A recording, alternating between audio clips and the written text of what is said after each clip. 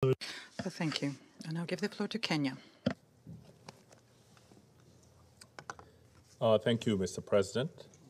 I thank USG Martin Griffiths and High Commissioner Filippo Grandi for their briefings. I also welcome the participation of the distinguished representative of Ukraine. Mr. President, the humanitarian suffering in Ukraine is unnecessary and uncalled for. Kenya offers its condolences to the families who have lost loved ones to the conflict in the last few days. We regret the mounting casualties, the hundreds of thousands of internally displaced and those who are exiting Ukraine as refugees, and the growing damage to civilian objects and infrastructure. Mr. President, we commend the UN for swiftly stepping in to provide humanitarian assistance. We also commend Ukraine's neighbors for opening their borders to refugees.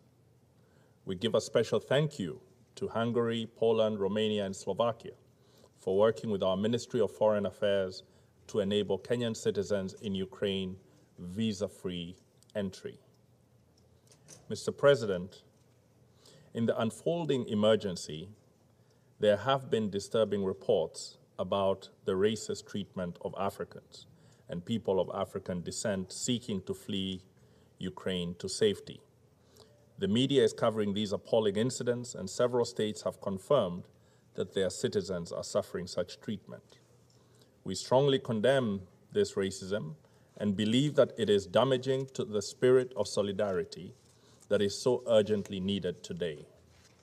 The mistreatment of African peoples on Europe's borders needs to cease immediately, whether to the Africans fleeing Ukraine or to those crossing the Mediterranean. And we also need to be able to understand that there are actors who want to magnify this story for cynical reasons that have nothing to do with the well-being and safety of Africans.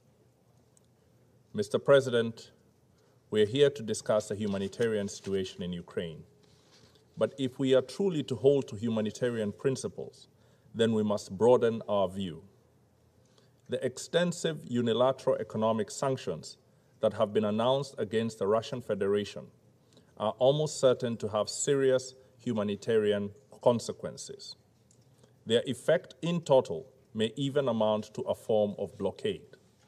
It is our contention that the peaceful means to settle conflicts advocated by the UN Charter do not include acts that may constitute collective punishment. We must also add caution that such considerable sanctions, rather than opening the path to peace, may lead to an escalation and broadening of the conflict. The only way out of this increasingly dangerous crisis is for prioritization of diplomacy to limit all military maneuvers and open the path to negotiation. It is still not too late to turn towards the good offices of the Secretary General, regional organizations, and bilateral efforts to de-escalate this dangerous crisis.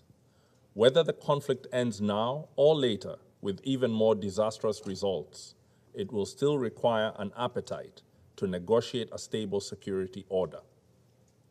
At this moment, statesmanship is required, and we urge all leaders of involved states to embrace their responsibility. As I close, Mr. President, I reiterate Kenya's recognition of the inviolable rights of Ukraine to its sovereignty, territorial integrity, and political independence. Thank you.